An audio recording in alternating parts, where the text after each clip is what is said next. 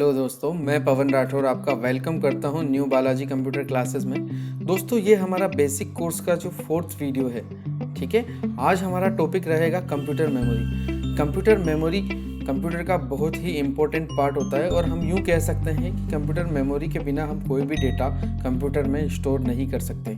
दोस्तों, जैसा कि आप स्क्रीन पे देख पा रहे होंगे कंप्यूटर मेमोरी की डेफिनेशन, तो मैं आपको ब्रीफली बता देता हूँ कंप्यूटर मेमोरी एक्चुअल में होता क्या है। आप डेफिनेशन चाहें तो नोट डाउन कर लीजिएगा आपके, अगर आप नोट्स प्रिपेयर करना चाहते हैं। ठीक है, कंप्यूटर मेमोरी एक स्टोरेज स्पेस होती है जहाँ पर हम अपनी फाइल्स, फोल्डर, वीडियो, इमेजेस सभी चीज़ें स्टोर करके रख सकते हैं। जिस तरीके से एक ह्यूमन ब्रेन चीज़ों को याद रखता है और ज़रूरत पड़ने पर हमें वापस से उनको याद भी दिलाता है, उसी तरीके से कंप्यूटर का स्टोरेज भी चीज़ों को स्टोर करके रखता है और हमें जब भी इसकी ज़रूरत होती है हम इसे यूज़ कर सकते हैं। दोस्तों, कंप्यूटर मेमोरी को 2 भागों में डिवाइड किया गया है। फर्स्ट हम लोग बात करेंगे प्राइमरी मेमोरी, सेकंड है secondary memory.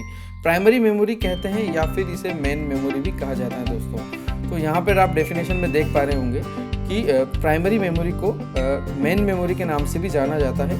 Main memory, the memory unit that can directly communicate with the CPU is called primary memory। वह मेमोरी जो CPU से डायरेक्टली कम्युनिकेट करती है प्राइमरी मेमोरी कहलाती है। प्राइमरी मेमोरी को भी फर्दर 2 पार्ट्स में डिवाइड किया गया है, random access memory, read only memory. दोस्तों, रैंडम एक्सेस मेमोरी को हम लोग पढ़ेंगे अब।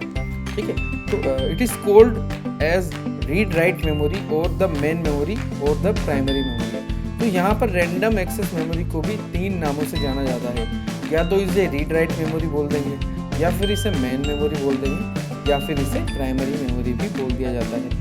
दोस्तों, the program and data that the CPU requires during the execution of a program are stored in the memory. वह प्रोग्राम और डेटा जो CPU को चाहिए होता है प्रोग्राम के एग्जीक्यूशन के लिए, वह सारा डेटा रैम के अंदर ही स्टोर होता है। It is a volatile memory as the data losses when the power is turn off. यह वोलेटाइल मेमोरी भी कहलाती है और इसमें डेटा का लॉस हो जाता है अगर पावर सप्लाई कट हो जाती है। दोस्तों, इसको इस तरीके से समझिए, अगर आपने कोई प्रोग्राम ओपन किया हुआ है, मान लीजिए हमने ये वर्ड का एक डॉक्यूमेंट ओपन किया हुआ है, यहाँ पर मैं कोई डेटा प्रिपेयर कर रहा था, उसी दौरान इलेक्ट्रिसिटी चली गई, मैंने फाइल अपनी सेव नहीं की थी, तो वो डेटा हमारा लॉस हो जाएगा। तो रैम के अंदर जो डेटा होता है वो पावर सप्लाई के कट हो जाने पर लॉस हो जाता है। दोस्तों, अगला हम लोग पढ़ेंगे RAM is further classified in 2 parts, static RAM और डायनेमिक रैम। ठीक है, स्टैटिक रैम और डायनेमिक रैम। ठीक है, इसको हम और ज़्यादा डीपली नहीं पढ़ेंगे दोस्तों, क्योंकि आज का हमारा टॉपिक है मेमोरी को समझना। तो हम लोग इसके सेकंड टाइप पे आते हैं, रोम पे। It store crucial information essential to operate the system like the program essential to boot the computer। दोस्तों, रोम जो होती है, जैसा कि नाम से ही हम लोग समझ पा रहे हैं, रीड ओनली मेमोरी। यह मेमोरी ओनली जो लिखे गए इंस्ट्रक्शंस हैं उनको सिर्फ रीड करता है और फंक्शन करता है, उनके अंदर हम लोग कोई भी चेंजेस नहीं कर सकते हैं। तो फर्स्ट पॉइंट यहाँ पर आपको देखने को मिलेगा, इट इज़ नॉट वॉलेटाइल। इसको आप चेंज नहीं कर सकते। Always retains it's data. जो भी डेटा और प्रोग्राम रैम के अंदर लिखे गए हैं वो हमेशा उसके अंदर लिखे रहेंगे, हम उसे चेंज नहीं कर सकते।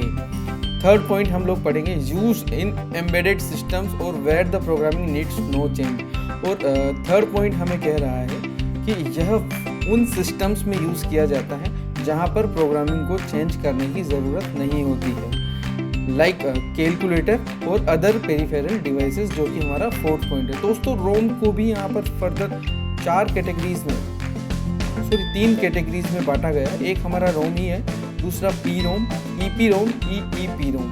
तो दोस्तों, मैं एक ब्रीफ इंट्रोडक्शन आपको इन तीनों का भी दूंगा क्योंकि ये थोड़ा सा इंपॉर्टेंट पार्ट है। ठीक है, type of read only memory.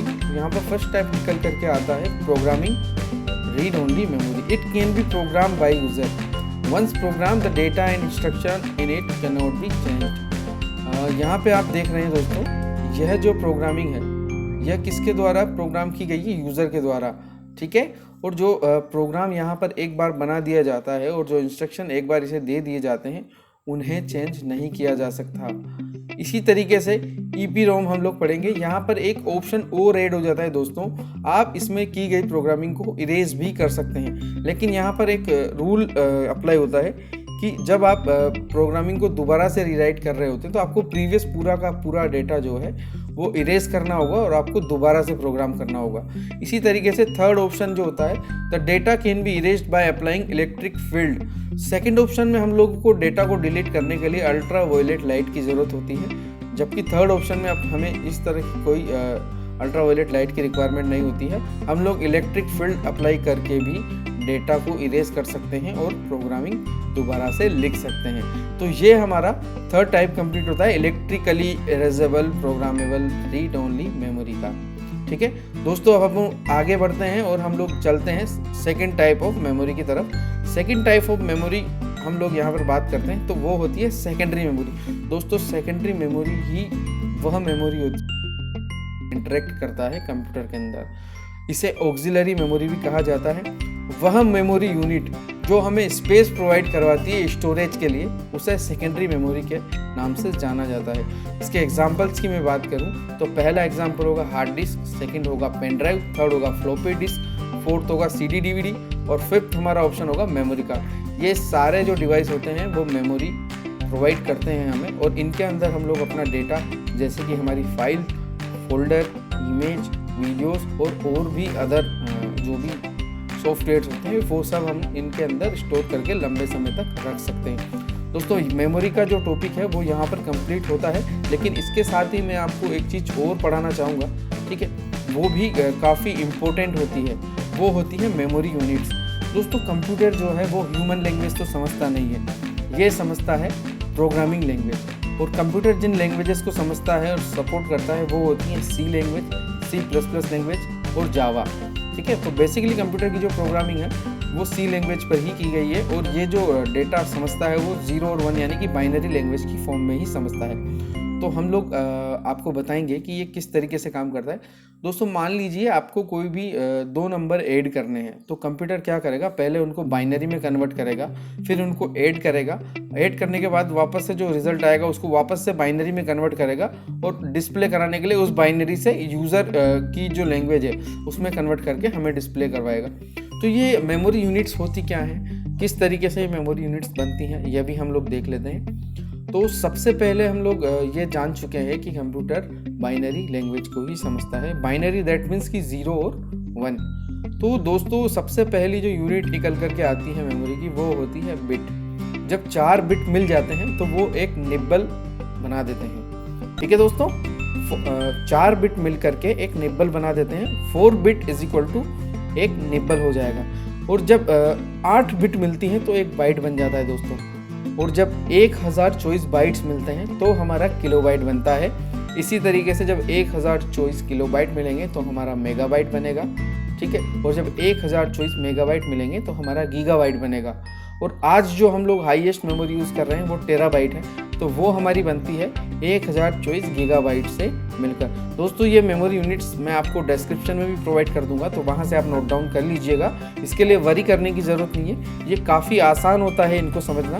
तो आई होप मैं समझ सकता हूँ आज की जो आपकी जो क्लास हम लोग पढ़ रहे हैं ये आपको समझ में आई होगी कंप्यूटर मेमोरी की। ये बहुत ही इम्पोर्टेंट क्लास होती है दोस्तों, और इसको आपको पूरा अच्छे से प्रिपेयर करना है ताकि आगे आपको मेमोरी से रिलेटेड कोई भी इशू नहीं है। दोस्तों मैंने अपनी तरफ से कंप्यूटर की मेमोरी के बारे में पूरी चीज़ें आपको बताने की कोशिश की है, और अगर आपको लगता है कि ये इन्फॉर्मेशन आपके लिए यूज़फुल है तो प्लीज़ मेरे चैनल को लाइक कीजिए, सब्सक्राइब कीजिए, ठीक है, और बेल आइकन पे क्लिक कर लीजिए ताकि आपको हमारे जो नोटिफिकेशन है वो सबसे पहले मिल पाए। ठीक है, आई होप आपके लिए ये इन्फॉर्मेशन यूज़फुल रही होगी। आज के लिए हम लोग इतना ही रखते हैं। नेक्स्ट टॉपिक में हम लोग पढ़ेंगे कंप्यूटर का कीबोर्ड, किस तरीके से कीबोर्ड वर्क करता है। आज के लिए इतना रखते हैं, बाय बाय।